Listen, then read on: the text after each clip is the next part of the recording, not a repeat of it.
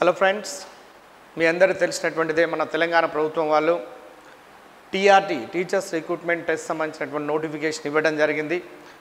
ఆ నోటిఫికేషన్లో భాగంగా ఎస్జిటిలకు మరియు స్కూల్ అసిస్టెంట్లకు సంబంధించినటువంటి పోస్టులు పడడం జరిగింది. దానికోసమై మన నిరుద్యోగ యువత మొత్తము ఈ ఎగ్జామ్ రాయడం కోసం సన్నద్ధం అవుతున్నారు.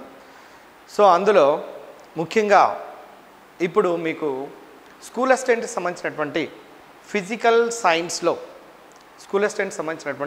సైన్స్లో కెమిస్ట్రీ విభాగానికి సంబంధించినటువంటి కంటెంట్ సంబంధించినటువంటి అంశాలను నేను మీకు తెలియచేయబోతున్నాను. అయితే ఫస్ట్గా స్కూల్ అసిస్టెంట్ పేపర్ ఎలా ఉంటుందో మనం గమనించాలి. అందులో మొత్తము 100 మార్కుల పేపర్ ఉన్నప్పటికీ కూడా మీకు ఆల్రెడీ 20 మార్కులకు సంబంధించినటువంటి టెట్ ఎగ్జామినేషన్ జరగడం జరిగింది. ఆ తర్వాత మిగిలినటువంటి పేపర్ మొత్తం కూడా 80 మార్కులకు ఉంటుంది. ఈ 80 మార్కులలో 10 మార్కులకు జీకే సంబంధించినటువంటి కరెంట్ అఫైర్స్ జీకే సంబంధించినటువంటి ఒక 10 మార్కులు ఉంటున్నవి. నెక్స్ట్ రెండవ అంశం ఎడ్యుకేషన్ పర్సెప్టివ్స్ సంబంధించినటువంటి అంశాలను కనుక తీసుకొని చూసినట్లయితే దానికి ఒక 10 మార్క్స్ 10+10. నెక్స్ట్ ఫిజికల్ సైన్స్ సంబంధించినటువంటి కంటెంట్లో 44 మార్కులు 44+10+10 54+64. ఇక మిగిలినటువంటి మెథడాలజీలో 16 మార్కులకు ఫిజిక్స్ 8 కెమిస్ట్రీ 8 మొత్తము కూడా ఈ పేపర్ 80 మార్కుల పేపర్ ఉంటుంది. ఇక 20 మార్కులేమో టెట్ ఎగ్జామినేషన్ సంబంధించిన వెయిటేజ్ ఉంటుంది. ఇది 100 మార్కులకు ఉంటుందండి. మీ అందరికీ తెలుసు ఒక్కొక్క మార్కు ఒక్కొక్క హాఫ్ మార్క్ ఈవెన్ 0.5 0.2 0.1 0.001 మార్క్ కూడా చాలా చాలా చాలా ముఖ్యమైనది ఈ డిఎస్సి ఎగ్జామినేషన్లో. ఎందుకంటే పోటీ బాగా ఉంటున్నది కాబట్టి ఆ పోటీకి తగ్గట్టుగా మన ప్రిపరేషన్ ఉండాలి అంటే ఎక్స్పర్ట్స్ యొక్క వాళ్ళ క్లాసెస్ జాగ్రత్తగా వినటమే కాకుండా టెక్స్ట్ బుక్లలో ఉండబడినటువంటి అంశాలను చాలా వివరంగా ప్రతి పాయింట్ని గమనిస్తూ అర్థం చేసుకుంటూ చదువుతూ పోయినట్లయితే మనం డెఫినెట్గా సక్సెస్ కావడానికి అవకాశం ఉంటుంది. అయితే ఇక్కడ జనరల్గా ఓవరాల్గా మనం కనుక తీసుకొని చూసినట్లయితే స్కూల్ అసిస్టెంట్ సంబంధించినటువంటి అంశాలను సిలబస్ను మీరు గమనించి చూడండి. ఆ సిలబస్ లోపల ఉండబడినటువంటి అంశాలను కనుక చూస్తే 6th నుంచి 10th వరకు అంటే 6th, 7th, 8th, 9th, 10th class వీటి లోపల ఉండబడినటువంటి సిలబస్ కంటెంట్ అంటే కెమిస్ట్రీ సంబంధించిన కంటెంట్ మొత్తం మనము చూడాల్సినటువంటి అవసరం ఉంది. వాటితో పాటుగా సుమారుగా 11 యూనిట్స్ని ఇవ్వడం జరిగిందండి. 11 అతి ముఖ్యమైనటువంటి యూనిట్స్ని ఇవ్వడం జరిగింది. మెజారిటీ ఆఫ్ ద సిలబస్ను దాంట్లో కవర్ అయ్యేటట్టుగా ఇవ్వటం జరిగింది. అందులో ఆ మెజారిటీ సిలబస్లో పదార్థము దాని యొక్క స్థితుల గురించి నెంబర్ 1, నెంబర్ 2 పరమాణు నిర్మాణము, ఇక మూడవది మూలకాల వర్గీకరణ ఆవర్తన పట్టిక అంటే అందులో గ్రూప్స్ సంబంధించినటువంటి అన్ని అంశాలు. అతి ముఖ్యమైనటువంటి యూనిట్ అయినటువంటిది రసాయనిక బంధం, మీకు తెలుసు కెమికల్ బాండ్, తర్వాత రసాయనిక గతిక శాస్త్రము కెమికల్ కైనెటిక్స్ కూడా, ద్రావణాలు, ఆమ్లాలు, క్షారాలు అది మొత్తం కలిపి. ఆ తర్వాత యూనిట్ కర్బన రసాయనిక శాస్త్రం ఆర్గానిక్ కెమిస్ట్రీ. మన ప్రీవియస్ పేపర్ను కనుక చూసినట్లయితే సుమారుగా 5 నుంచి 6 క్వశ్చన్ల దాకా ఈ ఆర్గానిక్ కెమిస్ట్రీ నుంచి వచ్చింది కాబట్టి మనం ఎక్కువ వెయిటేజ్ ఇవ్వాల్సినటువంటి అవసరం ఉన్నది. ఎక్కడైతే ఇంపార్టెంట్ ఉన్నదో ఆ ఏరియా మీద ఎక్కువ స్ట్రెచ్ చేస్తూ ఆ ఏరియా మీద ఎక్కువ నేర్చుకోవడానికి మేము ప్రయత్నం చేస్తున్నాము. ఆ తర్వాత కార్బోహైడ్రేట్స్, ప్రోటీన్స్, లిపిడ్స్ అంటే జీవ అణువులకు సంబంధించినటువంటి ఒక యూనిట్ను ఉంచడం జరిగింది. రసాయనిక శాస్త్రము, పరిశ్రమలు అదొక యూనిట్. నెక్స్ట్ లోహ సంగ్రహణ శాస్త్రము, ఆ తర్వాత పర్యావరణ రసాయనిక శాస్త్రము ఇవి ప్రధానమైనటువంటి యూనిట్స్ అండి. అందులో అతి ముఖ్యమైనది మొట్టమొదటిది ఏంటంటే పదార్థం యొక్క స్థితుల గురించి మనం చదవాలా. ఈ పదార్థం యొక్క స్థితులకు సంబంధించినటువంటి అంశాలను కనుక తీసుకొని చూసినట్లయితే 6th, 7th, 8th, 9thలో చాలా వరకు ఈ పదార్థానికి సంబంధించినటువంటి అంశాలు ఉన్నవి. ఒక్కొక్క చాప్టర్ని కనుక తీసుకొని ఆ చాప్టర్ లోపల ఏ అంశాలను మన ఎగ్జామినేషన్ పాయింట్ ఆఫ్ వ్యూలో అడగడానికి అవకాశం ఉంటుందో వాటిని ఎక్కువగా కాన్సన్ట్రేట్ చేస్తూ మనం వెళ్ళినట్లయితే మనం ఎక్కువ బెనిఫిట్ పొందడానికి అవకాశం ఉంటుంది. మీరు 6వ తరగతిలో మొట్టమొదటిగా రసాయనిక శాస్త్రానికి సంబంధించినటువంటి మొట్టమొదటి యూనిట్ ఏంటంటే పదార్థములు మరియు వస్తువులు అనే యూనిట్ కనుక తీసుకొని చూసినట్లయితే ఆ యూనిట్ లోపల వస్తువులు 2 రకాలండి. వస్తువులు రెండు రకాలు. ఒకటి పగిలే వస్తువులు, రెండవది పగలని వస్తువులు. మీరు మీ టెక్స్ట్ బుక్లో మీకు తెలుసు, కిచెన్ రూమ్ లోపలికి ఒక పిల్లి కనుక సడన్గా పోయి ఏమైనా వస్తువులను కింద పడవేసినట్లయితే ఆ వస్తువులు కింద పడినప్పుడు కొన్ని బ్రేక్ అవుతాయి, అంటే కొన్ని పగిలిపోతాయి, కొన్ని పగలకుండా అదే విధంగా ఉంటాయండి. కాబట్టి వస్తువులను మనము రెండు రకాలుగా వర్గీకరించవచ్చు. ఒకటి పగిలే వస్తువులు, రెండు పగలని వస్తువులు. పగిలే వస్తువులకు మీరు ఉదాహరణ తీసుకొని చూడండి. కిచెన్ రూమ్లో పడి ఉన్నటువంటి పగిలినటువంటి వాటిని కనుక గమనించినట్లయితే కప్పు, నెక్స్ట్ గాజు గ్లాసులు, గాజు ప్లేట్లతో తయారైనటువంటివన్నీ కూడా ఎత్తైనటువంటి ప్రదేశం నుంచి కింద పడినప్పుడు అవి పగిలిపోతాయి. కాబట్టి పగిలే వస్తువులకు మనం ఉదాహరణగా తీసుకోవచ్చు. పగలని వస్తువులు మీరు స్టీల్ గ్లాస్, స్టీల్ ప్లేట్స్ లాంటివి కనుక ఎత్తైనటువంటి ప్లేస్ నుంచి కింద పడినప్పటికీ కూడా అవి పగలకుండా శబ్దాన్ని చేస్తున్నాయి తప్ప పగలకుండా ఉంటాయి. కాబట్టి వస్తువులు రెండు రకాలుగాను, పగిలే వస్తువులు, పగలని వస్తువులు. పగలని వస్తువులకు ఉదాహరణలు స్టీల్ ప్లేట్, స్టీల్ గ్లాస్. పగిలే వాటికి మామూలుగా కప్పు, గాజు గ్లాసులు, గాజు ప్లేట్లను మనం తీసుకోవచ్చండి. ఇక్కడ ఒక అంశము ఉన్నది, అది ముఖ్యమైనటువంటి అంశం ఏంటంటే ఏదైనా ఒక వస్తువును కనుక తీసుకొని చూసినట్లయితే ఆ వస్తువు దేనితో నిర్మితమై ఉంటుంది అంటే పదార్థంతో నిర్మితమై ఉంటున్నాయండి. వస్తువులు ఒక పదార్థంతో నిర్మితమయ్యేవి కొన్ని ఉన్నవి, బహు పదార్థములతో అనేక పదార్థములతో నిర్మితమయ్యే కొన్ని వస్తువులు ఉన్నాయి. కాబట్టి ఒకే పదార్థంతో నిర్మితమయ్యే వస్తువులు ఒక భాగంగాను, అనేక పదార్థములతో తయారయ్యే వస్తువులను ఇంకొక భాగంగాను మనం తీసుకోవచ్చు. ఉదాహరణకు మీరు ఒకే పదార్థంతో తయారయ్యే వస్తువులను కనుక తీసుకొని చూసినట్లయితే ఇనుప తాళము చూడండి. ఇనుప తాళం ఇనుముతోనే ఒకే పదార్థంతో, ఇనుప తాళపు చెవి అది కూడా ఒకే పదార్థంతో తయారవుతున్నాయండి. కాబట్టి దాన్ని కొంచెం సున్నితంగా సూక్ష్మంగా మనం గమనిస్తే మనకు తెలిసిపోతుంది. కానీ మన 6th క్లాస్ టెక్స్ట్ బుక్ లోపల ఉండబడినటువంటి ఒక్కొక్క అంశాన్ని కనుక మనం గమనించి చూసినట్లయితే మీకు మొదటి పేజీలో పెన్ను తయారీలో మీరు చూడండి, ఏదైనా పెన్ను తయారీని తీసుకొని చూసినట్లయితే ప్లాస్టిక్ మెటీరియల్తో తయారవుతుంది. దాని యొక్క క్యాప్ భాగంలో క్లిప్ని కనుక చూసినట్లయితే మెటల్తో తయారైనటువంటిది ఉంటుంది, అంటే స్టీల్తో తయారైనటువంటి బాడీ ఉంటుంది. అంటే ముఖ్యంగా ఈ పెన్ను అనేది రెండు రకాల పదార్థములతో తయారవుతున్నది అనేది అర్థమవుతుంది. బహు పదార్థములతోని తయారవుతున్నటువంటి ఒక వస్తువుగా మనం తీసుకోవచ్చును పెన్నును. అదేవిధంగా రెండో ఎగ్జాంపుల్ తీసుకొని చూడండి, తలుపు తయారీలో చూడండి. మన ఇళ్లకు ఉపయోగిస్తున్నటువంటి తలుపును కనుక చూస్తే తలుపు అనేది చెక్క అనే ఒక పదార్థంతోనూ, లోహము అనే ఇంకొక పదార్థంతోనూ, రబ్బరు కూడా బేయడానికి కొన్ని సంబంధించిన రబ్బర్ను కూడా మనము సౌండ్ రాకుండా ఉపయోగిస్తాము, రబ్బరు. తర్వాత వాటికి రస్ట్ రాకుండా, తుప్పు పట్టకుండా ఉండటానికి మెటల్కు రంగులను కూడా వేస్తాము. అంటే తలుపు తయారీలో సుమారుగా 4 రకాల పదార్థాలను ఉపయోగిస్తున్నామండి. 1 చెక్క, 2 లోహము, 3 రబ్బరు, 4 రంగు. ఈ విధంగా బహు పదార్థములతోని ఏర్పడుతూ ఉన్నవి. వస్తువులకు సంబంధించినటువంటి దాన్ని కనుక గమనించి చూడండి, వస్తువులు ఒకే పదార్థంతో తయారు కావచ్చును, లేదా ఎక్కువ పదార్థాలతో తయారు కావచ్చును. ఉదాహరణకు కిటికీ చువ్వలను తీసుకోండి. 6th క్లాస్ లోపల ఉండబడినటువంటి కిటికీ చువ్వలను చూసినట్లయితే ఒకే లోహంతో తయారవుతున్నాయండి. అటువంటి వాటిని ఒకే పదార్థంతో తయారవుతున్నటువంటి వాటి కింద తీసుకోవచ్చు. అయితే మీరు ఇంకొక అంశాన్ని చూడండి, బయట నుండి లోపలికి, లోపల నుండి బయట కనపడాలంటే గ్లాసును వాడాలి. బయటి వస్తువులు లోపలికి, లోపలి వస్తువులు బయటికి కనపడాలి అంటే మనకు గ్లాసును వాడినట్లయితే మనకు చూడటానికి అవకాశం ఉంటుంది. వాటిని మీ అందరూ తెలుసు, పారదర్శక పదార్థాలు అంటారండి. ఇందులో ఇంకొక అంశం తీసుకొని చూసినట్లయితే క్రికెట్ బంతిని మట్టితో తయారు చేయలేము అండి. అందులో ఒక ముఖ్యమైనటువంటి పాయింట్, క్రికెట్ బంతిని మట్టితో తయారు చేయలేము. మట్టితో తయారు చేసినటువంటి క్రికెట్ బంతితోని మనం ఆటను ఆడలేము. అదేవిధంగా గాజుతోను కూడా తయారు చేసి మనము క్రికెట్ ఆటను ఆడలేము. అంటే పదార్థ ధర్మాన్ని బట్టి ఏ వస్తువులను తయారు చేయాలనేది ఆధారపడి ఉంటుంది. కాబట్టి ఇప్పుడు క్రికెట్ బంతిని మట్టితో కానీ గాజుతో కానీ తయారు చేయరండి. గాజు జాడీలను పారదర్శక పదార్థంగా తీసుకుంటారండి. గాజు యొక్క జాడీలు కూడా పారదర్శక పదార్థంగా ఉంటాయి.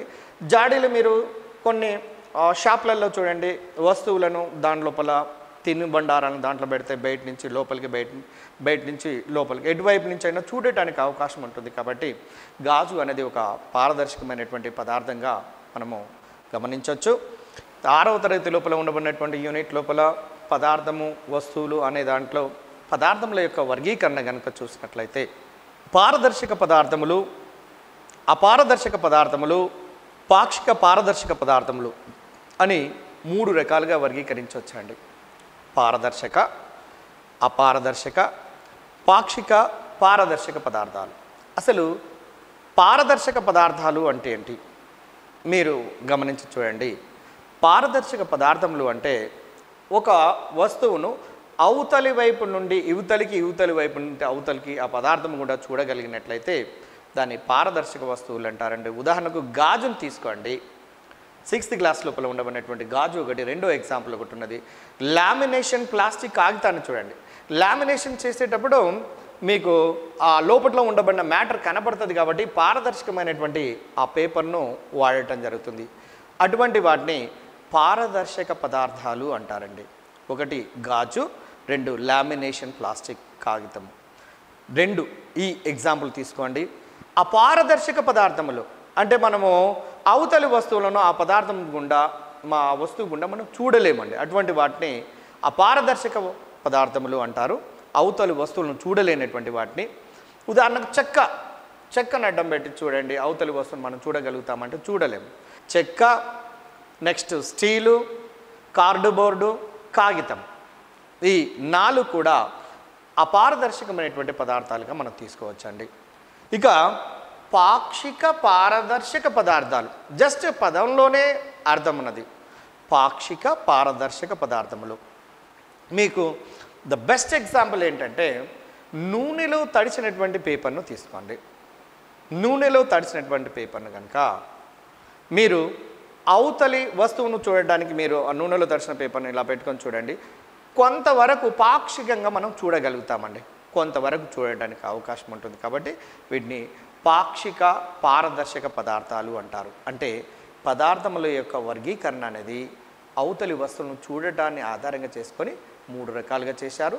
పారదర్శక, అపారదర్శక, పాక్షిక పారదర్శక పదార్థాలు అని. పదార్థాన్ని కనుక తీసుకొని చూసినట్లయితే లేదా వస్తువులను కనుక తీసుకొని చూసినట్లయితే నీటిలో తేలుతూ ఉండేవి, నీటిలో మునిగే వస్తువులు 2 రకాలుగా మనం తీసుకోవచ్చండి.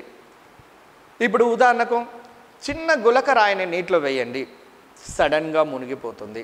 చిన్న ఇనుప గుణపాన్ని లేదా ఇనుపకు సంబంధించినటువంటి ఏదైనా ఘన పదార్థాన్ని నీటి లోపల వేస్తే అది చక్కగా అడుక్కుగాక వెళ్ళిపోతుందండి. కానీ పడవ లాంటి కొన్ని వేల కేజీలు కలిగినటువంటి బరువు ఉన్నటువంటివి కూడా మునక్కుండా ఉంటుంటాయి. అంటే ఇక్కడ నీటిలో మునిగేవి, నీటిలో మునగనివి 2 రకాలుగా మనం వర్గీకరణ చేయవచ్చు మన 6th క్లాస్ సిలబస్ ప్రకారము. అయితే ఇక్కడ ఒక ముఖ్యమైనటువంటి అంశం అండి, నీటి యొక్క సాంద్రత 1 గ్రామ్ పర్ మిల్లీలీటర్ ఉంటుందండి. చాలా ఇంపార్టెంట్ పాయింట్. డిఎస్సిలో నీటి యొక్క సాంద్రత 1 గ్రామ్ పర్ మిల్లీలీటర్ ఉంటుంది. నీటి యొక్క సాంద్రత కంటే తక్కువగా సాంద్రత కలిగినటువంటి ఏ పదార్థమైనా ఎంత భారం ఉన్నా అది నీటిపైన తేలుతూ ఉంటుంది. అందువల్లనే ఈ పడవలు, స్టీమర్లు అనేవి 1 గ్రామ్ పర్ మిల్లీలీటర్ కంటే తక్కువ సాంద్రతను కలిగి ఉంటాయి కాబట్టి తేలుతుంటుంటాయండి. ఉదాహరణకు నీటి లోపల కిరోసిన్ కలపండి, నూనెలను కలపండి, బాగా కసిగా రెండింటిని మిక్స్ చేయండి. మిక్స్ చేసిన తర్వాత మీరు గమనించి చూడండి, ఆ నూనె పదార్థాలన్నీ కూడా ఏ నూనె పదార్థాన్ని తీసుకున్నా సాధారణంగా నీటిపైన తేలుతూ ఉంటుంటాయి. కారణం ఏంటంటే వాటి యొక్క సాంద్రత నీటి సాంద్రత కంటే తక్కువగా ఉంటుందని. అదే ఇనుపకు సంబంధించినటువంటి ఏ వస్తువునైనా నీటిలో వేసినట్లయితే మునుగుతూ ఉంటుంటాయి. కాబట్టి మునిగే వస్తువులు, మునగని వస్తువులు 2 రకాలుగా తీసుకుంటాం. అయితే డిఎస్సి పాయింట్ ఆఫ్లో ఒకే ఒక ఇక్కడ ఇంపార్టెంట్ బిట్ ఉందండి. నీటి యొక్క సాంద్రత 1 గ్రామ్స్ పర్ మిల్లీలీటర్. దాని సాంద్రత కంటే తక్కువగా ఉంటేనేమో నీటి పై భాగంలో తేలుతాయి, దాని సాంద్రత కంటే ఎక్కువగా ఉంటే నీటి లోపలి భాగం లోపలికి మునుగుతాయండి. ఇది ఒక చిన్న వర్గీకరణ కిందకి తీసుకోవచ్చు. పదార్థం యొక్క స్థితిని తీసుకోండి. పదార్థం యొక్క స్థితి అనేది ముఖ్యంగా 2 అంశాల మీద ఆధారపడి ఉంటుందండి. మీ అందరూ చదివి ఉంటారు. ఒకటి నెంబర్ 1 పీడనము, 2 ఉష్ణోగ్రత. పీడనము, ఉష్ణోగ్రత అనేవి ఈ 2 చాలా ప్రభావితం చేస్తాయి ఒక పదార్థం యొక్క స్థితిని. ఉదాహరణకు చూడండి, మీరు ఏదైనా ఒక పదార్థాన్ని తీసుకుంటే మీ అందరికీ తెలుసు 3 రకాల స్థితులలో ఉంటుంది. ఘన స్థితి లోపల ఉంటుంది, ద్రవ స్థితి లోపల ఉంటుంది, వాయు స్థితి లోపల ఉంటుంది. ఘనస్థితి లోపల ఉండబడినటువంటి పదార్థాన్ని తీసుకొని చూస్తే దాని లోపల ఉండబడినటువంటి అణువులన్నీ చాలా దగ్గరగా పేర్చబడి ఉంటాయి. కాబట్టి అవి దగ్గరగా ఉండటానికి గల కారణం ఏంటి గుర్తుపెట్టుకోండి. అంతర అణు ఆకర్షణ బలాలు చాలా బలంగా ఉండటం వల్ల ఘన పదార్థాలన్నీ గట్టిగా ఒక నిర్ణీతమైనటువంటి ఘన పరిమాణాన్ని కలిగి ఉంటాయండి. ఇది చాలా ముఖ్యమైనటువంటి point DSC examination point of వ్యూలో చూసినట్లయితే. కాబట్టి ఒక నిర్ణీతమైనటువంటి ఘన పరిమాణం కలిగి ఉంటున్నవి. ఇక ద్రవాల గనక మీరు తీసుకొని చూసినట్లయితే ఘన పదార్థాలతో పోల్చినప్పుడు అణువుల మధ్యన ఆకర్షణ బలాలు కాస్త బలహీనంగా ఉండటం వల్ల అణువుకు మధ్యన కాస్త దూరం ఎక్కువగా ఉంటుంది. అదే ఘన పదార్థాలు అయితే అణువుకు మధ్యన దూరం లేకుండా ఫిక్సప్ అయి ఉంటుంటాయి. అది డిఫరెన్స్ అండి, గమనించండి. అంటే ద్రవ పదార్థాల్లో అణువుల మధ్యన ఆకర్షణ బలాలు తక్కువగా ఉంటున్నవి, అదే ఘన పదార్థాల్లో అణువుల మధ్యన ఆకర్షణ బలాలు ఎక్కువగా ఉంటున్నది. అదే వాయు పదార్థాల్లోనైతే అణువుల మధ్యన ఆకర్షణ బలాలు చాలా బలహీనంగా ఉంటుంటాయి. కాబట్టి అణువుల మధ్య దూరము చాలా ఎక్కువగా ఉంటున్నది. ఈ మధ్య దూరం అనేది దేనిపైన 2 అంశాల మీద ఆధారపడి ఉంటుందండి. నెంబర్ 1 ప్రెషర్, దట్ ఈస్ పీడనము. ఒకటి నెంబర్ 2 టెంపరేచర్ అంటే ఉష్ణోగ్రత. ఇప్పుడు ఉదాహరణకు మీరు చిన్న ఎగ్జాంపుల్, మీరు ఘన పదార్థమైనటువంటి ఐస్ని తీసుకొని చూడండి. మీరు ఘన పదార్థమైనటువంటి ఐస్ని కనుక తీసుకొని చూసినట్లయితే ఆ ఐస్ను మనము వేడి చేసినట్లయితే, ఐస్ని కనుక ఘనంగా ఉండబడినటువంటి ఐస్ని కనుక వేడి చేస్తే ద్రవస్థితికి చేరుతూ ఉంటుంది. ద్రవస్థితి లోపల ఉండబడినటువంటి పదార్థాన్ని ఇంకా వేడి చేసినట్లయితే వాయు స్థితికి చేరుతూ ఉంటుంది. అంటే ఉష్ణోగ్రత అనేది స్థితిని నిర్ణయిస్తుంది అనేది మనకు అర్థమవుతుంది. ఘనాన్ని వేడి చేస్తే అణువుల మధ్య దూరం పెరిగి ద్రవస్థితి, ఇంకా వేడి చేసినట్లయితే అణువుల మధ్య దూరం ఇంకా పెరిగి వాయుస్థితి. అదేవిధంగా వాయువులను కనుక చల్లార్చినట్లయితే మీరు వాయువులు ద్రవాలుగా మారుతవి, ద్రవము ఘనంగా మారుతుంటుంటాయి. కాబట్టి ముఖ్యంగా డిఎస్సి ఎగ్జామినేషన్ పాయింట్ ఆఫ్ వ్యూలో మీరు ఉష్ణోగ్రత, పీడనము అనే 2 ప్రధానమైనటువంటి అంశము, ఇంకొకటి అణువుల మధ్య దూరాన్ని కూడా మనం తీసుకోవచ్చు అండి. అణువుల మధ్య దూరము, ఈ 3 అంశాలు కూడా స్థితిని నిర్ణయిస్తున్నవి. మీరు ఘనస్థితి లోపల ఉండబడినటువంటి మంచు, దాన్ని వేడి చేస్తే నీరు, దాన్ని వేడి చేసినట్లయితే బాష్పముగాను అంటే నీటి ఆవిరిగా మారుతుంది. ఒకవేళ నీటి ఆవిరిని చల్లారిస్తే ద్రవంగాను, ద్రవాలను చల్లారిస్తే ఘనంగాను మారుతూ ఉంటుంది. మీరు 6th క్లాస్ లోపల ఉండబడినటువంటి పదార్థము, వస్తువులు అనే అంశాల్లో ఇంకొక ముఖ్యమైనటువంటి అంశం ఏంటంటే, ఒక గ్లాసు నిమ్మరసానికి కొన్ని మంచు ముక్కలను వేసి ఉంచి మనం వాటిని కనుక గమనించినట్లయితే అది నెమ్మదిగా కరగటం మొదలుపెట్టి క్రమంగా కరిగిపోయి గ్లాస్ కూడా చల్లబడుతున్నటువంటి అంశాన్ని మనం గమనించవచ్చు. చూడండి, గ్లాస్ కూడా చల్లబడుతున్నటువంటి అంశాన్ని గమనించవచ్చు. దాని మీద పరోక్షంగా అప్లికేషన్ పాయింట్ ఆఫ్ వ్యూలో ప్రశ్న అడగడానికి అవకాశం ఉంటుంది. కాబట్టి ఆ పాయింట్ కొద్దిగా అనలైజ్ చేయడానికి అవకాశం చేయండి, చేసి దాన్ని గుర్తుంచుకోవడానికి ప్రయత్నం చేయండి. ఇక నీరు లాంటి పదార్థములు వాటి పాత్ర ఆకృతిని పొందుతాయండి. ఇప్పుడు వీటిని ప్రవాహాలు అంటారు, లేదా ఫ్లూయిడ్స్ అంటారండి. మీ అందరికీ తెలుసు, అంటే ప్రవహించే స్వభావాన్ని కలిగి ఉంటుంటాయి. కాబట్టి ఇప్పుడు ఉదాహరణకు నీటిని ఎటువంటి ఆకారం కలిగినటువంటి పాత్రను తీసుకుంటే ద్రవస్థితి లోపల ఉన్నది కాబట్టి ఆ పాత్ర యొక్క ఆకారాన్ని పొందుతాయి అన్న విషయం మీకు తెలుసు. అంటే నీటికి, ద్రవ పదార్థాలకు ఒక నిర్ణీతమైన ఆకారం ఉండదు, కానీ నిర్ణీతమైనటువంటి ఘన పరిమాణం ఉంటుంది. చూడండి, నిర్ణీతమైనటువంటి ఘన పరిమాణం ఉంటుంది, కానీ నిర్ణీతమైనటువంటి ఆకృతి అనేది ఉండదు.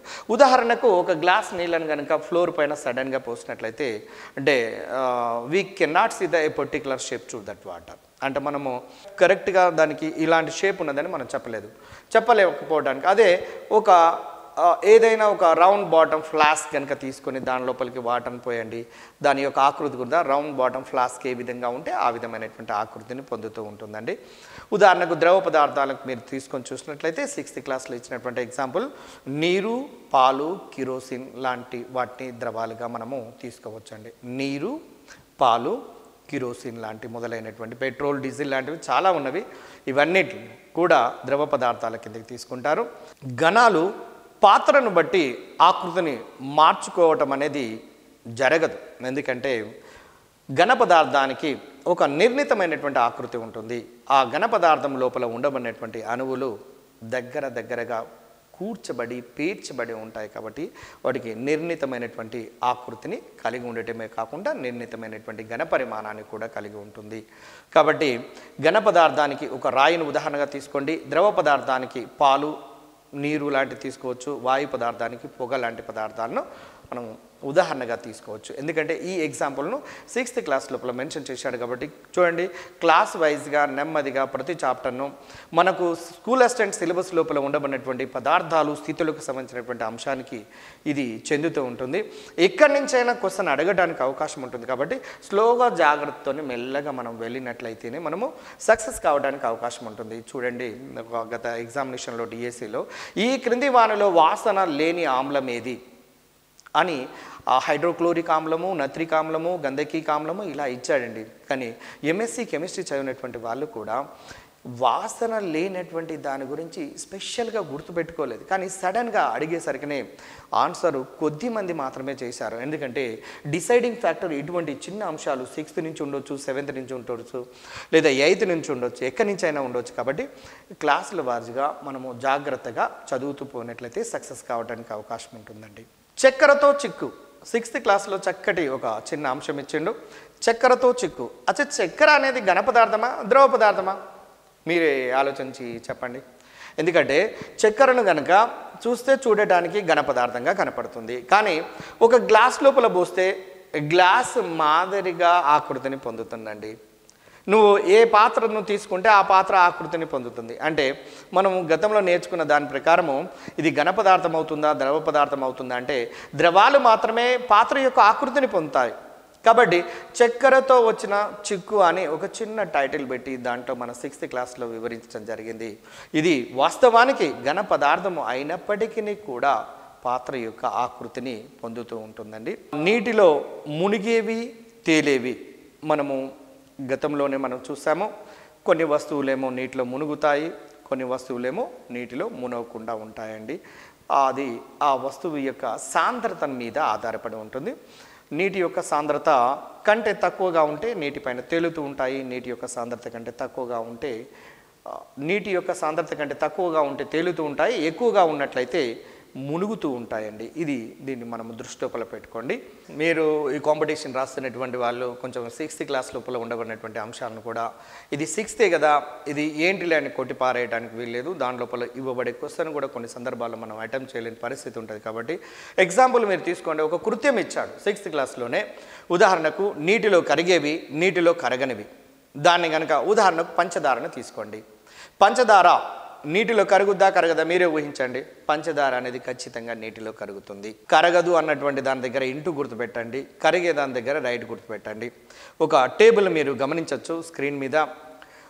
తర్వాత రెండవది ఉప్పును కనుక తీసుకొని నీటిలో వేసి చూడండి. ఉప్పు నీటి లోపల కరుగుతూ ఉంటుంది. కరగనటువంటి దానికి ఇంటూ లేదా క్రాస్ గుర్తు పెట్టండి. ఎగ్జాంపుల్ మూడవది ఇసుక కూడా ఇచ్చాడండి. ఒక కృత్యం లోపల ఇసుకను నీటిలో వేసి ఎంతసేపు షేక్ చేసినప్పటికీ, కలియబెట్టినప్పటికీ కరగకుండా ఉంటుంది. కాబట్టి నీటిలో కరగనటువంటిది ఇది. నెక్స్ట్ రంప పొట్టు కూడా నీటిలో కరగకుండా అడుగు భాగానికి చేరుతూ ఉంటుంది. శుద్ధ పొడి కొంత పరిమాణం లోపల కరుగుతూ ఉంటుంది. కాబట్టి శుద్ధ పొడి అనేది నీటిలో కరిగే దాని కిందికి మనం ఎగ్జాంపుల్ తీసుకోవచ్చు. వాడు అక్కడ రేపు డిఎస్సిలో క్వశ్చన్ ఎలా పడడానికి అవకాశం ఉంటుందంటే, ఈ క్రింది వానలో ఏ పదార్థం నీటిలో కరుగున్నది, ఈ క్రింది వానలో ఏ పదార్థం నీటిలో కరగదు అనే దాని బేస్ మీద కూడా క్వశ్చన్ అడగడానికి అవకాశం ఉంటుంది. కొన్ని సందర్భాల్లో తెలిసి కూడా మనం పొరపాటు చేసే అవకాశం ఉంటుంది. కాబట్టి 6th, 7th, 8th, 9th high school లెవెల్లో ఉండబడినటువంటి ప్రతి అంశం లోపల, కృత్యాల లోపల ఇచ్చినటువంటి ప్రతి అంశాన్ని, ఎందుకంటే ఖచ్చితంగా వాటికి సంబంధించినటువంటి ఆన్సర్లు ఆ టెక్స్ట్ బుక్ లోపల ఇవ్వలేదు కాబట్టి వాటిని ఖచ్చితంగా అనలైజ్ చేసుకొని మనం గుర్తు చేసుకున్నట్లయితే వాటికి రేపు డిఎస్సి లోపల వచ్చినప్పుడు మనం ఆన్సర్ చేయడానికి అవకాశం ఉంటుంది. ముఖ్యమైనటువంటి కీలక పదాలను మనకు బుక్ యొక్క వెనక భాగంలో మెన్షన్ చేయటం జరిగింది. అందులో పదార్థము అంటే ఏందో మీకు తెలుసు. ఏదైనా ఒక నిర్ణీతమైనటువంటి ద్రవ్యరాశిని కలిగి ఉండి స్థలాన్ని ఆక్రమించినట్లయితే దాన్ని పదార్థము అంటారని. నెక్స్ట్ వస్తువు అనేది వివిధ రకాల పదార్థాలతోనే నిర్మితమవుతుంది అనేది రెండవ అంశము. కీలకమైనటువంటి పదాలు. వీటి మీద మనకు పూర్తి పట్టు ఉన్నట్లయితేనే మనము ఈ టీఆర్టీకి సంబంధించినటువంటి క్వశ్చన్ పేపర్ను ఈజీగా క్రాక్ చేయడానికి అవకాశం ఉంటుంది. లోహము చూడండి, మీకు లోహం అనే ఒక పదం కూడా వచ్చింది. ఈ లోహము ఏంటంటే ఏదైనా ఒక పదార్థ రూపము ఎలక్ట్రాన్ను సులభంగా కోల్పోతూ ఉన్నట్లయితే దానిని లోహము అంటారు. లోహం కంటే ముందు మూలకము అనే అంశం తెలవాలండి. మూలకము అంటే సజాతీయ పరమాణువుల చేత ఏర్పడ్డ పదార్థ రూపాన్ని మూలకము అంటారు. అయితే ఇక్కడ మూలకము అనేది స్వభావాన్ని బట్టి లోహము, అలోహము, అర్ధలోహాలు ఈ 2 పదాలు తర్వాత క్లాసులలో వస్తాయండి.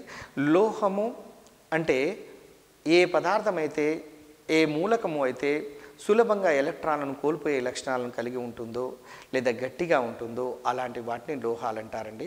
దానికి వ్యతిరేకంగా ఏ మూలకమైతే ఎలక్ట్రాన్లను గ్రహిస్తూ ఉంటాయో వాటిని అలోహాలు అని, అలోహ లక్షణాలను కలిగి ఉన్నట్లయితే వాటిని అర్ధలోహాలు అంటారు. ఇవి కీలకమైనటువంటి పదాలలో ముఖ్యమైనటువంటి పదం అండి. పారదర్శక పదార్థాలు, అపారదర్శక పదార్థాలు, పాక్షిక పారదర్శక పదార్థాలు ఈ 3 ముఖ్యమైనటువంటి పదాలు. వాటి యొక్క నిర్వచనాలు మనకు స్పష్టంగా తెలవాలి.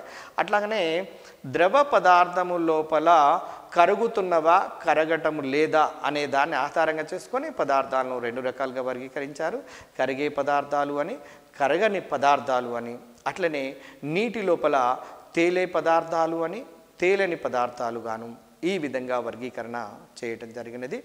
ఇందులో ఈ ముఖ్యమైనటువంటి పదాలు ఒకసారి గమనించండి. పదార్థము, వస్తువు, లోహము, పాక్షిక పారదర్శక పదార్థాలు, పారదర్శక పదార్థాలు, అపారదర్శక పదార్థాలు, ఘన పదార్థాలు, ద్రవ పదార్థాలు, వాయు పదార్థాలు, మునగటం, తేలటం, కరగటం లాంటి ఈ కీలక పదాలను మనము చర్చించుకొని వాటి గురించి స్పష్టంగా అవగాహన ఉన్నట్లయితే రేపు డిఎస్సిలో ఈ వస్తువులు, పదార్థములకు సంబంధించినటువంటి ఏ క్వశ్చన్ వచ్చినా మనము సులభంగా క్రాక్ చేయడానికి అవకాశం ఉంటుందండి. గాజుతో తయారు చేస్తున్నటువంటి వస్తువులకు కొన్ని ఉదాహరణలు మనం గుర్తుపెట్టుకోవాలండి. ఎందుకంటే దాని అప్లికేషన్ బేస్ మీద క్వశ్చన్ ఆడటానికి అవకాశం ఉంటుంది. కాబట్టి గాజుతో తయారయ్యే గాజు గ్లాస్ ఒకటి ఎగ్జాంపుల్, గాజు ప్లేటు, టీపై కూడా ఈ మధ్యకాలంలో టీపైలు కూడా చాలా వరకు ఈ గ్లాస్తోని తయారు చేస్తున్నారండి. అంటే గాజుతో తయారవుతున్నటువంటి బౌళ్ళు, అట్లనే సీసపు గోటీలు కూడా ఇవన్నీ గాజుతో తయారవుతున్నవండి. మొదటగా గాజు గ్లాస్, గాజు ప్లేటు, నెక్స్ట్ టీపై, నెక్స్ట్ గాజుతో తయారైనటువంటి బౌలు, సీసపు గోటీలు ఇవన్నీ కూడా గాజుతో తయారయ్యే వస్తువులు. అట్లనే లోహంతో తయారవుతున్నటువంటి వస్తువులు కొన్ని గుర్తుపెట్టుకోవాలి.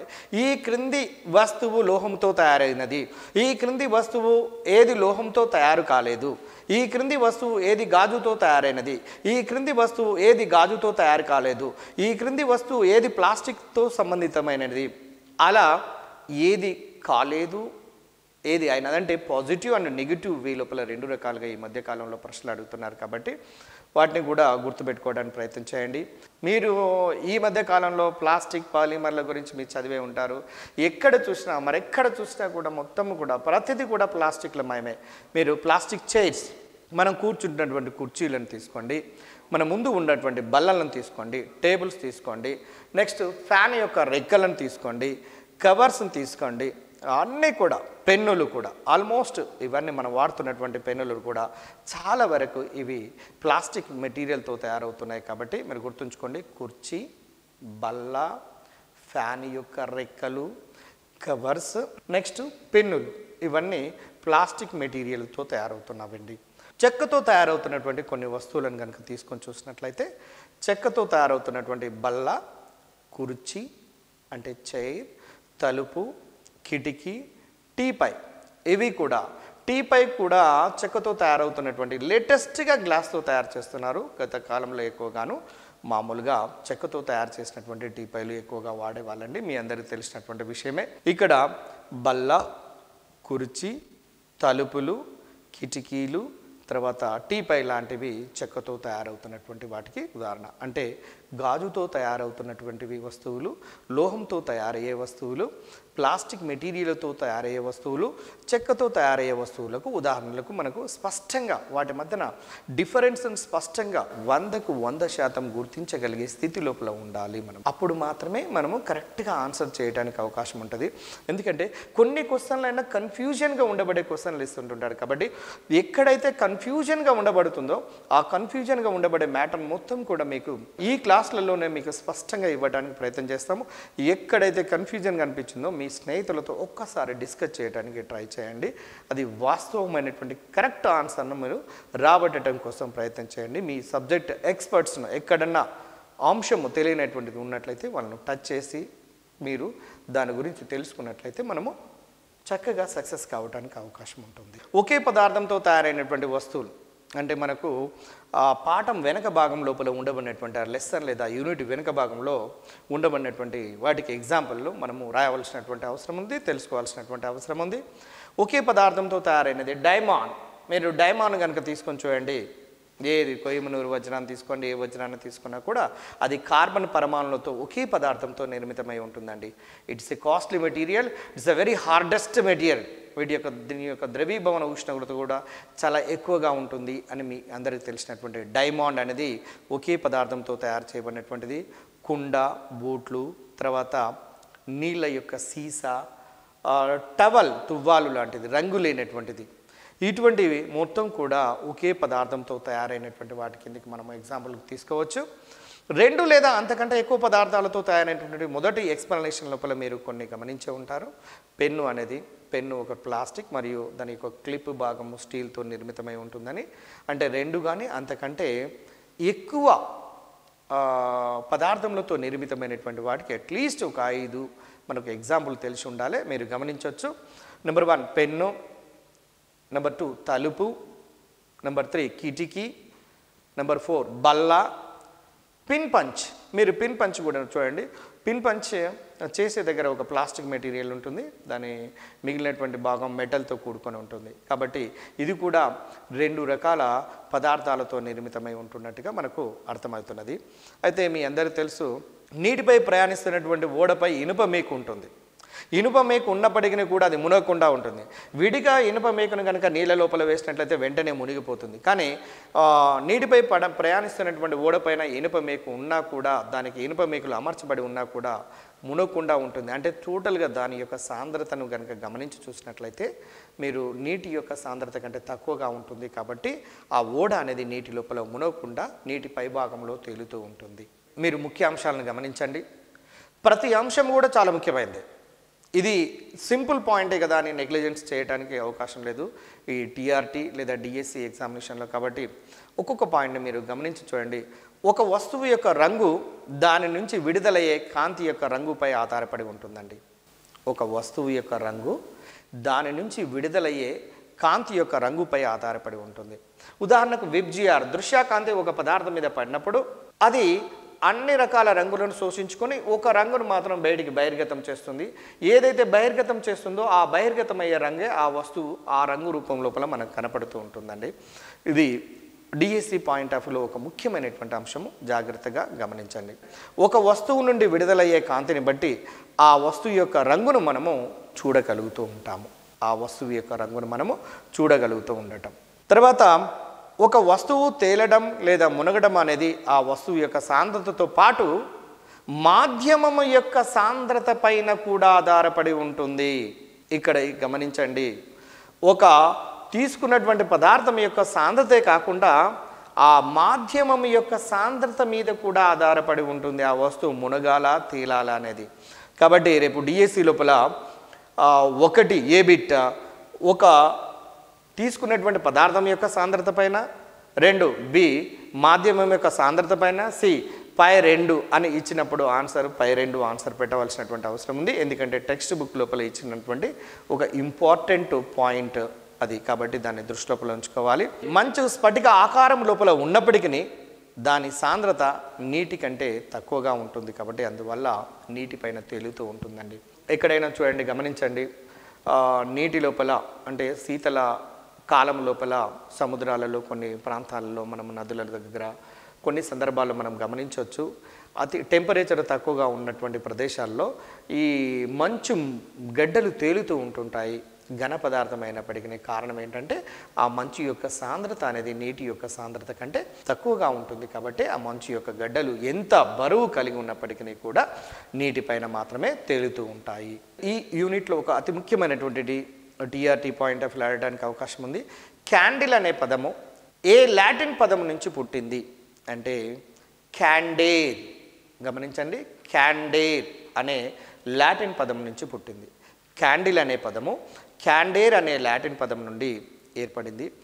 క్యాండేరు అనగా రేపు అడగొచ్చు డిఎస్సిలో టీఆర్టీ ఎగ్జామినేషన్లో. క్యాండేరు అనగా మెరుపు అని అర్థము. లాటిన్ భాష ప్రకారము క్యాండేర్ అనగా మెరుపు అని అర్థము. క్యాండేర్ అనగానిచ్చి మెరుపుతో పాటుగా చీకటి, అట్లనే మెరుపు, ఇంకొక పదము ఇవ్వడానికి అవకాశం ఉంటుంది. కాబట్టి గుర్తుంచుకోండి. ఇంకొక బిట్, బివాక్స్తో తయారైనటువంటి కొవ్వొత్తులను కనుక తీసుకున్నట్లయితే తియ్యటి వాసనను కలిగి ఉంటాయండి, తక్కువ పొగను ఇస్తావి.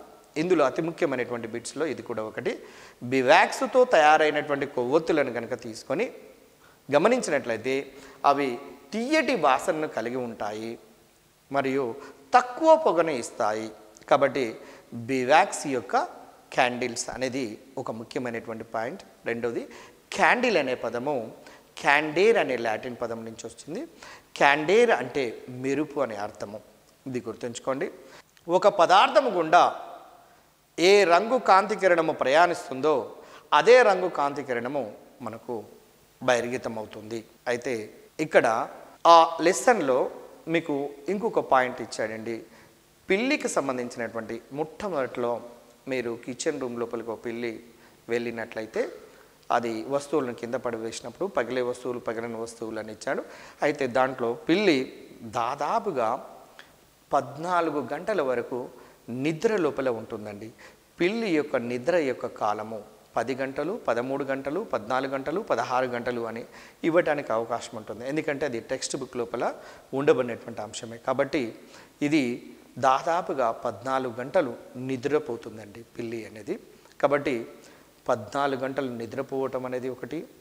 బివాక్స్తో తయారైనటువంటి క్యాండిల్, క్యాండేర్ అనే లాటిన్ పదము, ఇవి అతి ముఖ్యమైనటువంటి అంశాలు ఈ డిఎస్సి లేదా టీఆర్టీ ఎగ్జామినేషన్ పాయింట్ ఆఫ్ వ్యూలో. ఈ స్కూల్ అసిస్టెంట్కి సంబంధించినటువంటి ఫిజికల్ సైన్స్లో కెమిస్ట్రీ విభాగం నుండి 6th క్లాస్లో పదార్థములను వేరు చేయుట, మిశ్రమము నుండి పదార్థములను వేరు చేయుట అనే నెక్స్ట్ 2వ టాపిక్ కనుక తీసుకున్నట్లయితే, అసలు ఫస్ట్ మిశ్రమము అంటే ఏంటి, ఫస్ట్ దాని మీద పూర్తి అవగాహన మనకు ఏర్పడినట్లయితే దానికి సంబంధించినటువంటి పద్ధతులను సులభంగా అర్థం చేసుకోవచ్చు. మిశ్రమము అంటే ఇది అనేక మూలక సమ్మేళనాల యొక్క కలయిక వలన ఒక యాంత్రికమైనటువంటి ఏర్పడినటువంటి పదార్థం యొక్క రూపాన్ని మిశ్రమము అంటారండి. అంటే యాంత్రికమైనటువంటి ఒక నిర్దిష్టమైనటువంటి నిష్పత్తి అనేది ఉండదు. అలాంటి దాన్ని మిశ్రమము అంటారు. ఉదాహరణకు గాలి అనేది ఒక మిశ్రమం. గాలి లోపల నీటి ఆవిరి, H2O, carbon dioxide, nitrogen, oxygen, జడవాయువులు, ఇతర అనేక రకాల అణుఘటకాలను కలిగి ఉంటుంది. కాబట్టి గాలి మొత్తము కూడా ఒక మిశ్రమానికి మంచి ఉదాహరణగా తీసుకోవచ్చు. అదేవిధంగా చక్కెరను నీటి కనుక కలిపి ఒక ద్రావణంగా మార్చినట్లయితే అది చక్కెర ద్రావణం యొక్క మిశ్రమంగా మనం తీసుకోవచ్చు. అయితే మీ అందరికీ తెలుసు, ఏదైనా స్వీట్ సెంటర్కి వెళ్ళి మిక్చర్ కట్టి ఇవ్వండి అని అడిగితే మనకు ఒక 100 లేదా 200 లేదా పావు కేజీ లేదా 200 గ్రామ్స్ కనుక వాళ్ళు చేసి అంటే మిక్చర్ రూపంలో ఇచ్చినప్పుడు దాని లోపల ఉండబడినటువంటి అణుఘటకాలను మనం సులభంగా వేరు చేయొచ్చు. పల్లి, బూందీ, పప్పు అలాంటిది ఎవరికి ఇష్టమైన వాళ్ళు విడివిడిగా చేసుకొని తినొచ్చు. అంటే ఒక మిశ్రమము లోపల ఉండబడినటువంటి అణుఘటకాలను సాధారణంగా సులభంగా వాటిని ఈజీగా వేరు చేయవచ్చునండి. అంటే వాటి లోపల ఉండబడినటువంటి పదార్థాలను సులభంగా వేరు చేయడానికి అవకాశం ఉంటుంది. కానీ సమ్మేళనము తీసుకోండి, ఉదాహరణకు నీరు. మీ అందరూ కెమిస్ట్రీ బ్యాక్గ్రౌండ్ ఉన్నటువంటి వ్యక్తులే కాబట్టి సమ్మేళనం అంటే H2O లోపల ఉండబడినటువంటి దాన్ని వేరు చేయటం, హైడ్రోజన్ ఆక్సిజన్ అని అంత సులభంగా వేరు చేయటం అనేది కష్టం. కాబట్టి సమ్మేళనాల లోపల ఉండబడిన అణుఘటకాలను వేరు చేయటం కొద్దిగా కష్టమైనటువంటి పని. ప్రత్యేకమైనటువంటి పద్ధతులను ఉపయోగించాలి. కానీ అదే మిశ్రమాన్ని కనుక తీసుకున్నట్లయితే మామూలు పద్ధతుల, సాధారణమైన పద్ధతుల ద్వారా కూడా విడగొట్టవచ్చు. అయితే ఇక్కడ మిశ్రమాలు 2 రకాలండి. ఒకటి సహజమైనటువంటి మిశ్రమము, రెండవది కృత్రిమమైన మిశ్రమము. సహజమైన మిశ్రమానికి మట్టిని ఒక ఉదాహరణగా తీసుకోవచ్చండి. సహజమైన మిశ్రమానికి మట్టి అనేది ఒక మంచి ఉదాహరణ. కృత్రిమమైనటువంటి మిశ్రమాలకు లడ్డు, కాఫీ, టీ మొదలైనటువంటి వాటిని మనము షర్బత్ తయారు చేసినటువంటిది కనుక చూసినట్లయితే అది కూడా ఒక రకమైనటువంటి కృత్రిమంగా మనతోని తయారు చేయబడినటువంటివి. కానీ వాయు మిశ్రమం అనేది మనం తయారు చేయలేదు, అది సహజంగా ఏర్పడినది. మట్టి మిశ్రమం అనేది మనం తయారు చేయలేదు, సహజంగా ఏర్పడినది. కాబట్టి ఈ క్రింది వానిలో సహజ మిశ్రమం ఏది, ఈ క్రింది వానిలో కృత్రిమ మిశ్రమం ఏది, అలా ప్రశ్నను కనుక వేసినట్లయితే వాటికి సంబంధించినటువంటి ఎగ్జాంపుల్స్ మనం కరెక్ట్గా గుర్తుపట్టగలిగే స్థితి లోపల ఉండాలి. అయితే ఇక్కడ మనము గమనించాల్సినటువంటి అంశాలు ఏంటంటే, మిశ్రమము లోపల ఉండబడినటువంటి అణుఘటకాల యొక్క లక్షణాలను బట్టి, మిశ్రమము లోపల ఉండబడినటువంటి పదార్థం యొక్క స్వభావాన్ని బట్టి అనేక రకాల పద్ధతులను ఉపయోగించి ఆ మిశ్రమము లోపల ఉండబడిన అణుఘటకాలను లేదా పదార్థాలను వేరు చేస్తారు. అందులో ప్రధానమైనటువంటి పద్ధతుల గురించి మనం ముఖ్యంగా డిస్కస్ చేయాలండి. ఉదాహరణకు చేతితో ఏరివేయటం, అది ఒక పద్ధతి మిశ్రమము లోపల ఉండబడినటువంటి. రెండవ తూర్పార పట్టడం, ధాన్యాన్ని చేసేటప్పుడు తూర్పార పట్టడం అనేది రెండవ పద్ధతి అండి. మూడవది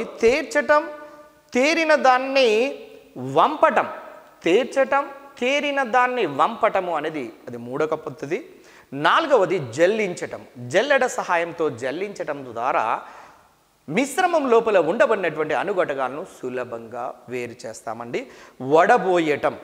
వడబోయటం కూడా ఒక రకమైనటువంటి ప్రక్రియనే. అంటే మిశ్రమం లోపల ఉండబడినటువంటి అణుఘటకాలను వేరు చేయటానికి స్ఫటికీకరణము, అదేవిధంగా స్వేదనము, ఆంశిక స్వేదనము, ఉత్పతనము, క్రోమటోగ్రఫీ, ఆధునికమైనటువంటి పద్ధతి క్రోమటోగ్రఫీ, ఇవన్నీ వివిధ రకాల పద్ధతులను ఉపయోగించి ఒక మిశ్రమము లోపల ఉండబడినటువంటి అణుఘటకాలను సులభంగా, సౌలభ్యంగా, మనకు అనుకూలమైనటువంటి రీతిలో వాటిని వేరు చేస్తూ ఉంటుంటామండి. అయితే మొట్టమొదటిగా మీరు చూడండి, మిశ్రమాన్ని గురించి ఆలోచించినట్లయితే మిశ్రమము లోపల ఉండబడినటువంటి పదార్థాలను వేరు చేయటము అనేది చాలా సులభం అనే విషయాన్ని మీరు గమనించారు. మీరు స్క్రీన్ మీద తర్వాత అబ్జర్వ్ చేసి చూడండి. పదార్థ పరిమాణములో చాలా పెద్దవిగా గనుక ఉన్నట్లయితే, అంటే పదార్థం యొక్క పరిమాణము లోపల చాలా పెద్దగా ఉన్నప్పుడు చేతితో ఏరివేస్తాము. ఉదాహరణకు పప్పులో ఉండబడిన రాళ్ళను చూడండి, టకటకమని మనము రాళ్ళను తీసివేస్తాము.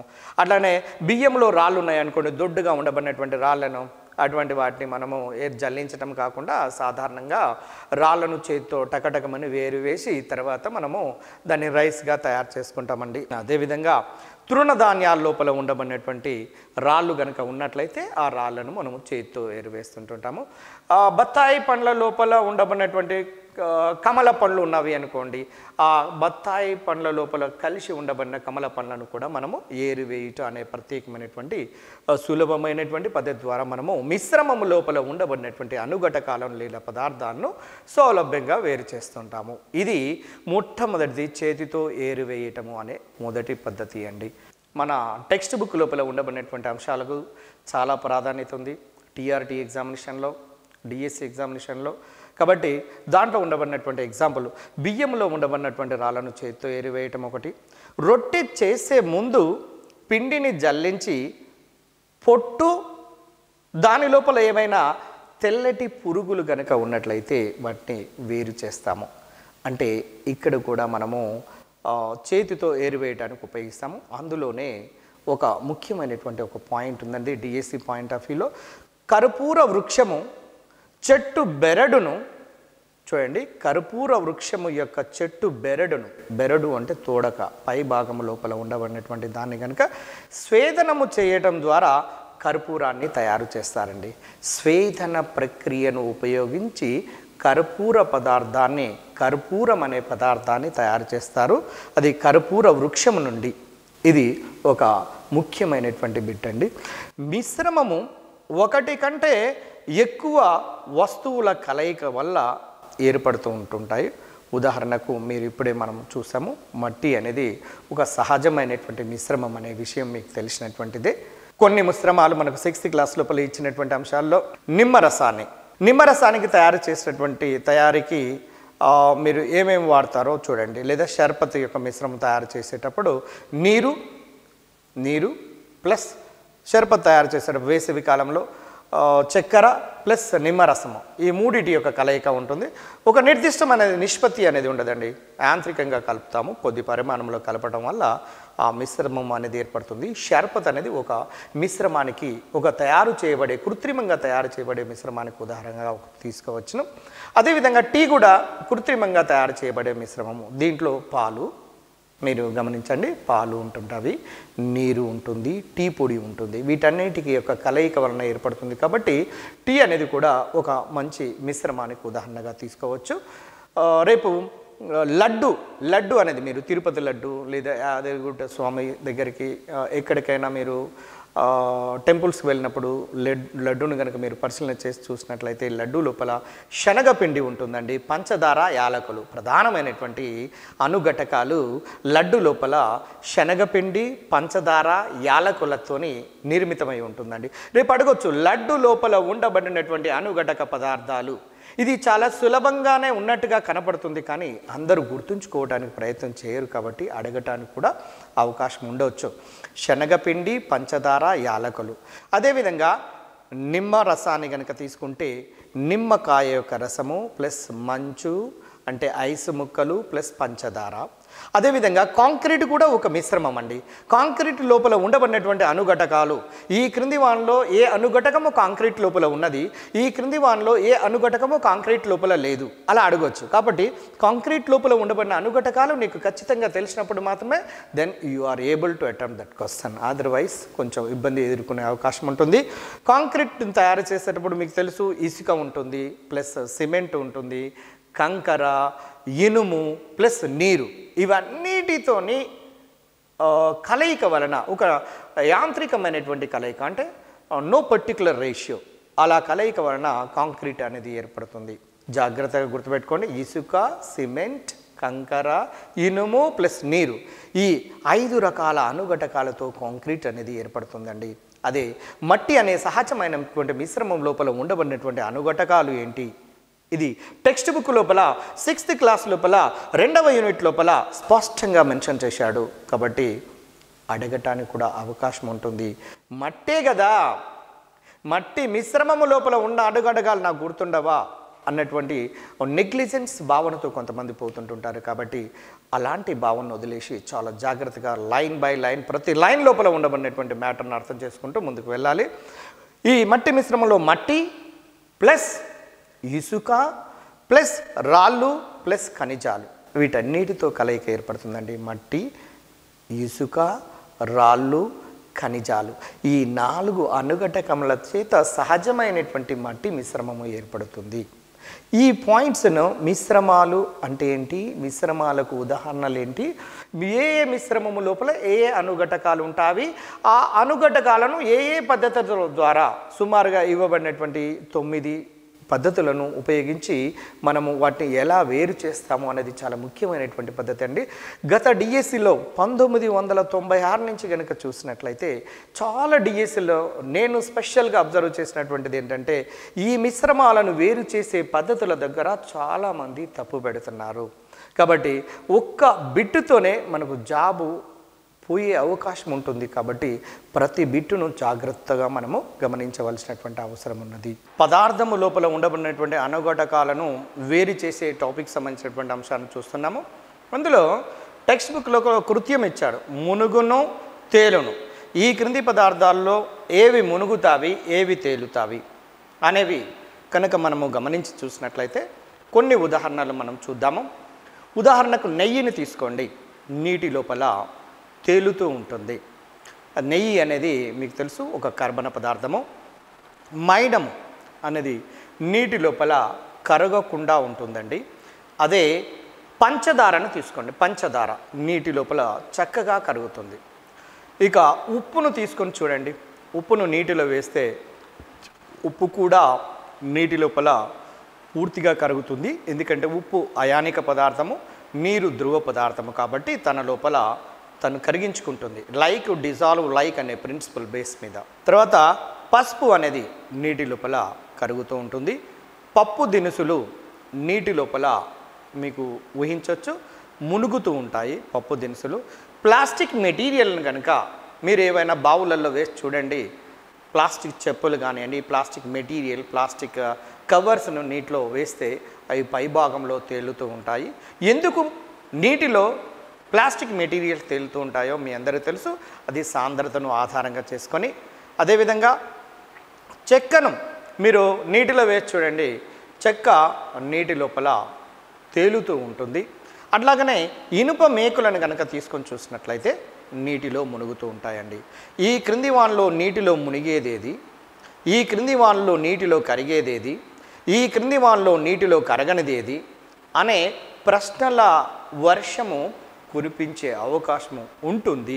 అడగడు అనటానికి అవకాశం లేదు. ఎందుకంటే ప్రతి లైన్ను, ఎందుకంటే ఎన్నో సందర్భాల్లో గత డిఎస్సి లోపల చిన్నది అనుకున్నటువంటి బిట్ను కూడా చాలామంది పొరపాటు చేసి బయటికి వచ్చి ఎగ్జామినేషన్ రాసి తలలు పట్టుకున్న వాళ్ళు వందల వేల సంఖ్యలో ఉన్నారు. ఎందుకంటే ఆ ఒక్క హాఫ్ మార్కే తన లైఫ్ను డిసైడ్ చేసే అంశాలుగా ఉంటున్నాయి. కాబట్టి మనము ఈవెన్ కృత్యాలు ఇవ్వబడినటువంటి కృత్యాలు కూడా టెక్స్ట్ బుక్ లోపల ఉండబడినటువంటి కృత్యాలను కూడా మనము జాగ్రత్తగా పరిశీలన చేసి వాటికి జవాబులు చేసే విధంగా మనం ప్రయత్నం చేసుకున్నట్లయితే మనం బెనిఫిట్ పొందుతాము. చూడండి, ఉప్పు స్ఫటికాలలో మొదలైనటువంటి వాటిలో నీరు కొంత పరిమాణంలో ఉంటుందండి.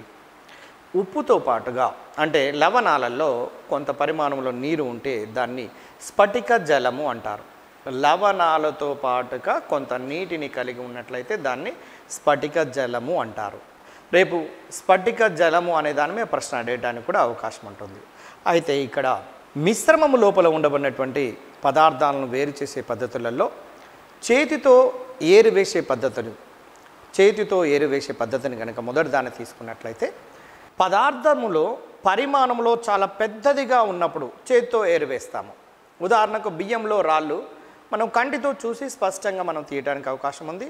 పప్పులలో ఉన్న రాళ్ళు కావచ్చు, తృణధాన్యాలలో ఉన్న రాళ్ళు కావచ్చు, తాజా పండ్ల నుండి మీకు టెక్స్ట్ బుక్లో ఇచ్చారు చూడండి, తాజా పండ్ల నుండి పాడైనటువంటి పండ్లను సులభంగా మనము చేతితోని పాడైనటువంటి పండ్లను కనుక బయటికి తీసేసినట్లయితే శుభ్రంగా మంచిగా ఉండే పండ్లను మనం కొనుక్కోవడానికి ఎక్కువ మంది చూస్తారు. కాబట్టి వెంటనే వాళ్ళు చేతితో ఏరివేయడం అనే ప్రక్రియను ఉపయోగించి బండ్ల మీద పండ్లు అమ్ముతున్నటువంటి వాళ్ళు చేస్తూ ఉంటుంటారు. యాపిల్ పండ్ల లోపల కమల పండ్లు కనుక కలిసినట్లయితే మనము వాటిని అబ్జర్వ్ చేసి కమల పండ్లను కూడా మనము చేతితో ఏరివేయటం అనే పద్ధతిని ఉపయోగిస్తారు. అయితే ఇక్కడ మన టెక్స్ట్ బుక్ లోపల ఉండబడినటువంటి ఏ ఎగ్జాంపుల్ ఉన్నవి ఆ ఎగ్జాంపుల్ మీద మనం దృష్టి కేంద్రీకరించవలసినటువంటి అవసరం ఉన్నది. రెండవ పద్ధతి తీసుకొని చూడండి, తూర్పారబట్టడం అనేది మీ అందరికీ తెలుసు. సహజంగా విలేజ్ ఏరియా లోపల ఉండబడినటువంటి వాళ్ళందరికీ తెలుసు. రైతులు పంటలు వచ్చినప్పుడు దానిలో ఊక లేదా తాలు లాంటివి ఉంటాయి. అందువల్ల ఆ ధాన్యాన్ని ఎత్తైనటువంటి బల్లపై నిలబడి చాటల లోపలికి ఆ ధాన్యాన్ని తీసుకొని పైనుంచి ఎత్తిపోస్తున్నట్లయితే గాలి వస్తున్నటువంటి సమయంలో ఆ చాటలలో ఉండబడిన ధాన్యాన్ని కనుక ఎత్తిపోస్తున్నట్లయితే ఊక తాలు లాంటి పదార్థము గాలికి దూరంగా పడిపోయి అధిక సాంద్రత లేదా అధిక బరువు కలిగినటువంటి ధాన్యము మనకు దగ్గరలో సమీపంలో పడుతుంది. కాబట్టి మనము ధాన్యము లోపల ఉండబడిన ఊక తాలును బయటికి పంపటానికి లేదా వేరు చేయటానికి ఈ మిశ్రమం లోపల ఉండబడినటువంటి ఈ ఊక తాలు అనే అనుఘటకాలను వేరు చేయటానికి మనము తూర్పారపట్టడము అనే పద్ధతిని రైతులు ఉపయోగిస్తారు అన్నటువంటి సత్యం మీ అందరికీ తెలిసిందే. ఎందుకంటే సర్వసాధారణంగా ఈ తూర్పారబట్టడం అనే ప్రక్రియను మనము విలేజ్ లోపలికి వెళ్ళినప్పుడు మన సొంత ఇండ్ల లోపలికి వెళ్ళినప్పుడు మీరు గమనించే ఉంటారు. కాబట్టి సులభంగా గుర్తుండటానికి అవకాశం ఉంటుంది. అదేవిధంగా ఇసుక, కంకర, సిమెంటును తగిన పాళ్ళలో కలిపి ఇనుప వలయాలలో వేయటాన్ని కాంక్రీట్ అంటారు. చూడండి, కాంక్రీట్ అనగానేమి జాగ్రత్తగా గమనించండి. కాంక్రీట్ అనగానేమి ఇసుక ప్లస్ కంకర సిమెంటును తగిన పాలలో కలపాలి. దీంట్లో ఇనుప వలయాల లోపల కలిపి వేయడాన్ని కాంక్రీట్ అంటారండి. ఈ కాంక్రీట్ లోపల ఉండబడే అనుఘటకాలను కూడా గుర్తుపెట్టుకోవాల్సినటువంటి అవసరం ఉన్నది. ఇంకొక పద్ధతి అంటే మిశ్రమం లోపల ఉండబడినటువంటి అనుఘటకాలను వేరు చేయడానికి ఉపయోగించినటువంటి పద్ధతి తేర్చటం, తేరిన దాన్ని వంపటం.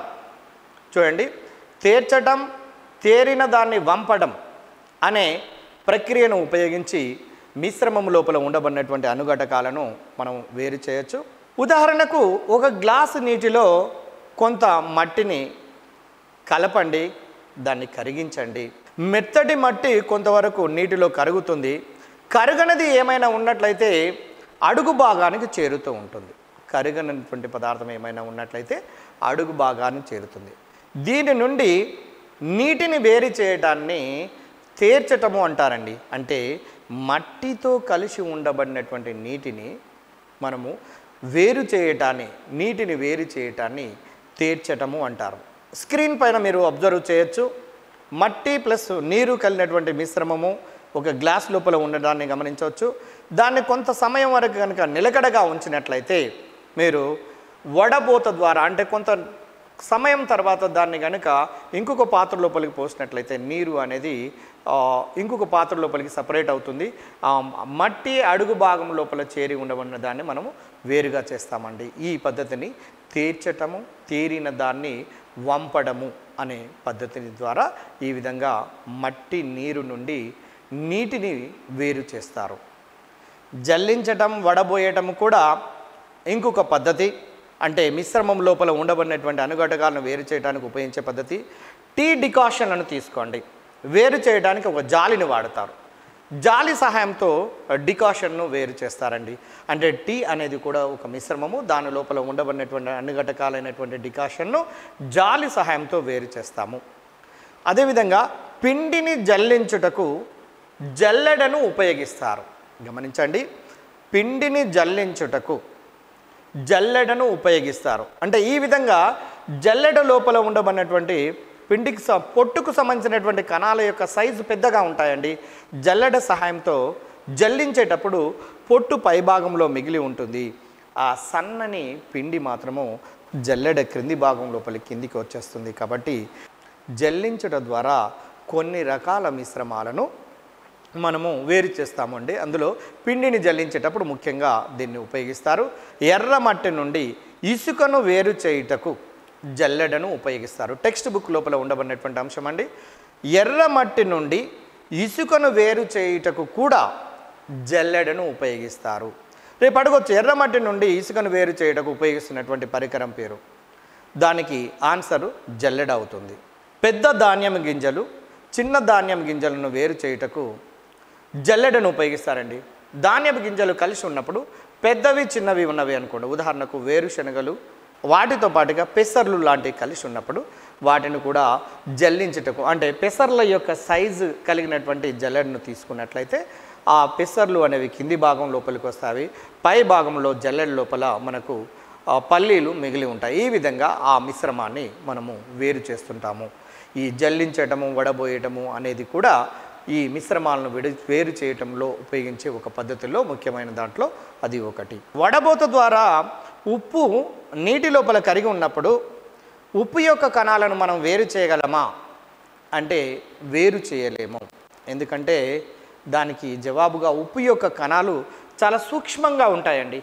చాలా సూక్ష్మంగా ఉండటం వల్ల, నీటి లోపల కరిగి ఉండటం వలన వాటిని మామూలుగా వడబోత పద్ధతి ద్వారా కరిగి ఉండబడినటువంటి ఉప్పును మనం వేరు చేయలేకపోతాము. ఇంతవరకు కొన్ని ముఖ్యమైనటువంటి పద్ధతులను, అంటే మిశ్రమము లోపల ఉండబడినటువంటి అనుఘటకాలను వేరు చేయడానికి ఉపయోగించాము. మిగిలినటువంటి పద్ధతులను తర్వాత క్లాసులో చూస్తాము.